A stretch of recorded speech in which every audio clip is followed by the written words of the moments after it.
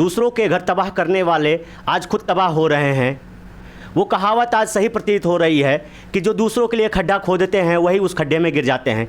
यही हाल वर्तमान में पाकिस्तान का है, जो हमेशा से दूसरों की ज़मीन पर हमें पर घुसपैठ करते आ रहा है। कभी आतंकवाद का सहारा लेता है, कभी सेनाओं के द्वारा युद्ध करवाता है।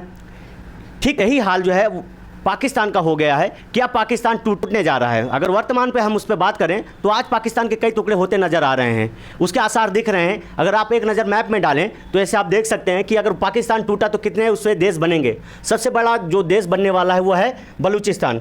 आप इसमें देखेंगे कि सबसे बड़ा जो ये हिस्सा है ये बलूचिस्तान का बनेगा। मतलब लगभग ये 40% ज़मीन अपने पास रखता है और बहुत क्या बोलते हैं खनिज संपदा रिच है ये। और दूसरी अगर हम बात करें, दूसरा जो इंडिपेंडेंट है ये सिंध है।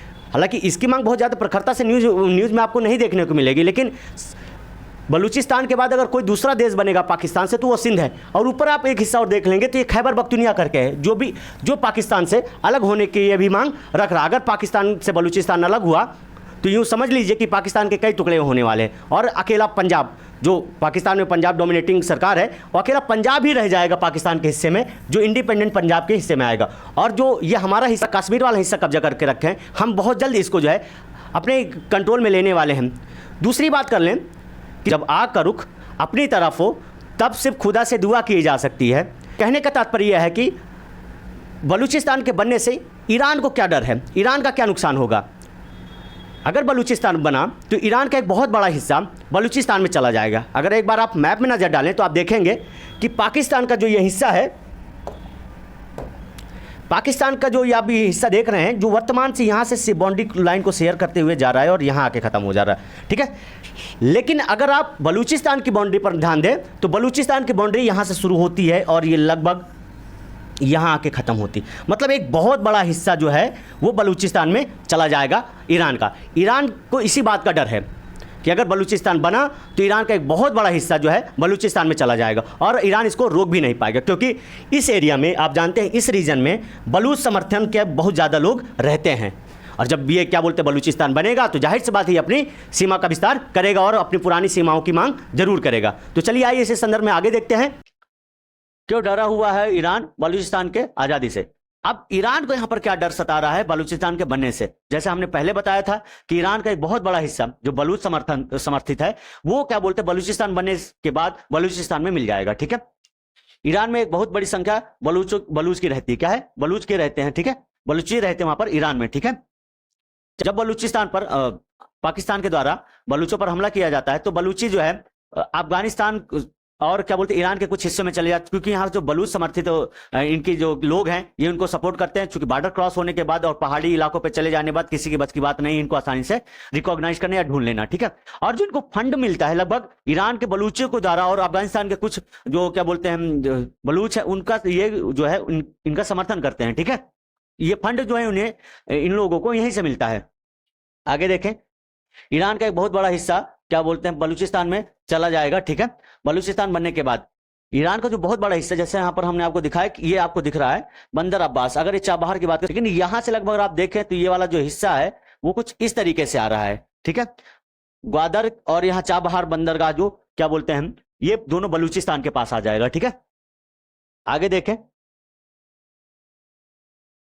यह ईरान। अगर हम यहाँ बात करें तो जो हिस्सा है क्या बोलते हैं इसको अगर आप गौर से देखें तो लगभग ये वाला बंदर अब्बास को छोड़कर ये जो हिस्सा ऊपर से आप देखें कहीं यहाँ से ये लगभग अफगानिस्तान के पास से ही ये वाला जो हिस्सा है लगभग यहाँ से लेके ये कुछ इस तरीके से बंदर अब्बास तक आता है, ठीक है। मतलब अगर हम ये बात करें तो चीन जो ईरान को है इस बात का डर है कि अगर बलूचिस्तान बना तो लगभग उसका जो समुद्री स्ट्रेटेजिक लोकेशन जैसे चाबहार और ये पूरा एक कोस्टल लाइन बलूचिस्तान में चला जाएगा, ठीक है।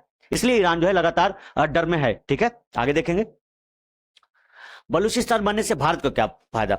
सबसे महत्वपूर्ण चीज हम ये देखेंगे कि अगर बलूचिस्तान बना तो भारत को इससे क्या फायदा होगा। बलूचिस्तान बनने से भारत को क्या फायदा होगा।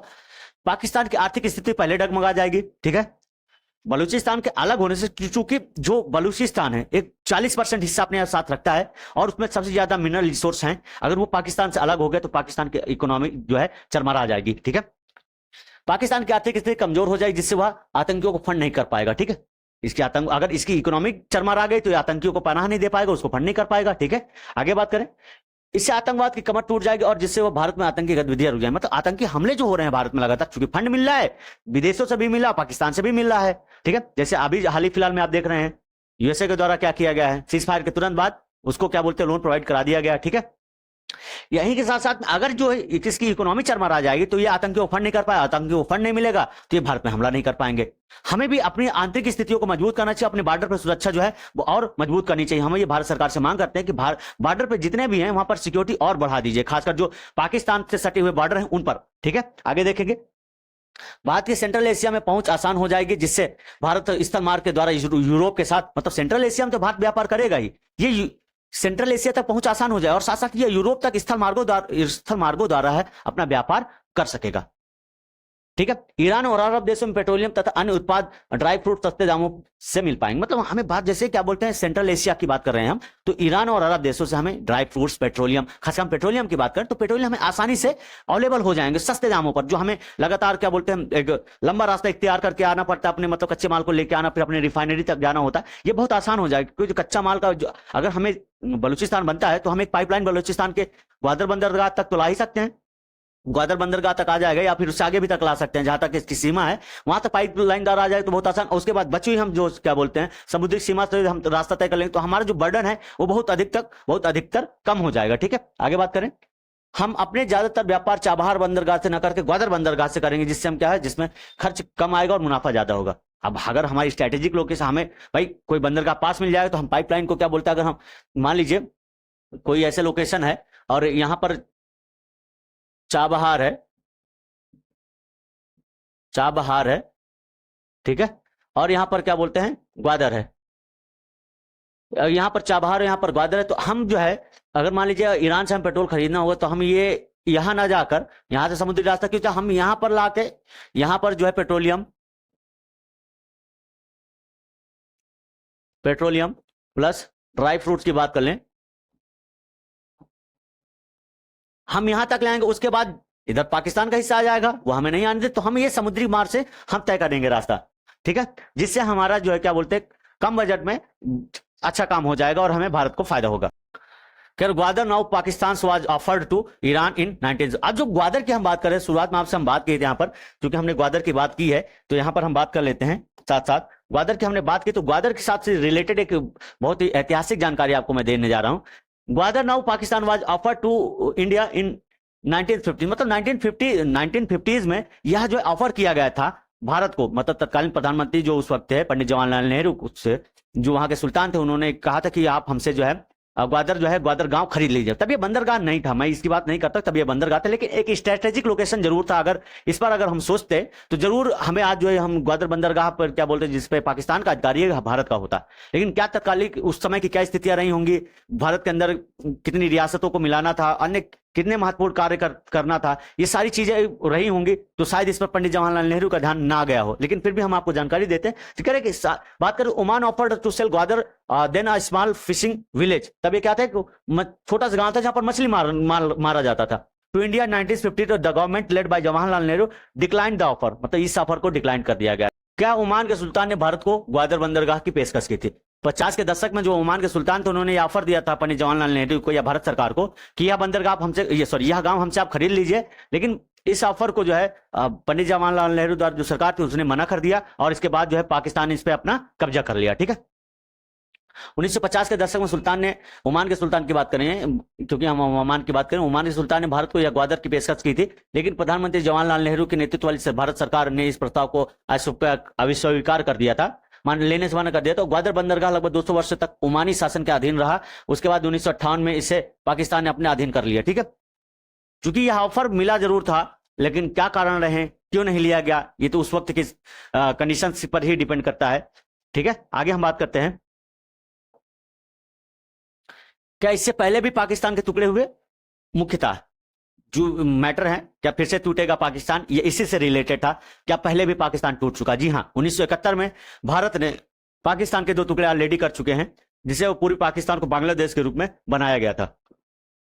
इससे पहले भी पाकिस्तान के टुकड़े हो चुके हैं। जी हाँ, 1971 में भारत ने पूरी पाकिस्तान को अलग करके पाकिस्तान देश बनाया था, ठीक है। इसमें उन्होंने भारत ने 93 जो है क्या बोलते हैं 93,000 सैनिकों को क्या बोलते हैं सरेंडर करवाया था पाकिस्तान के, और इससे वापस से क्या बोलते हैं कुछ दिनों बाद पाकिस्तान को वापस कर दिया गया। तो फिर हम देखेंगे 1971 में भारत पाक युद्ध में पाकिस्तान को बड़ी हार का सामना करना पड़ा, पूर्वी पाकिस्तान आजाद हो गया और बांग्लादेश के रूप में नया देश बन गया। 16 दिसंबर को पाकिस्तानी सेना ने सरेंडर किया, मतलब अब यहाँ पर सरेंडर भी किया, ठीक है। और पाकिस्तान के लगभग 90 से 92,000 सेना, यहाँ पर 93 कई जगह लिखा है, तो अब मान लीजिए 90 से 93 के बीच फौजों ने भारतीय सेना के सामने आत्मसमर्पण कर दिया। इसे दुनिया का सबसे बड़ा आत्मसमर्पण माना जाता है।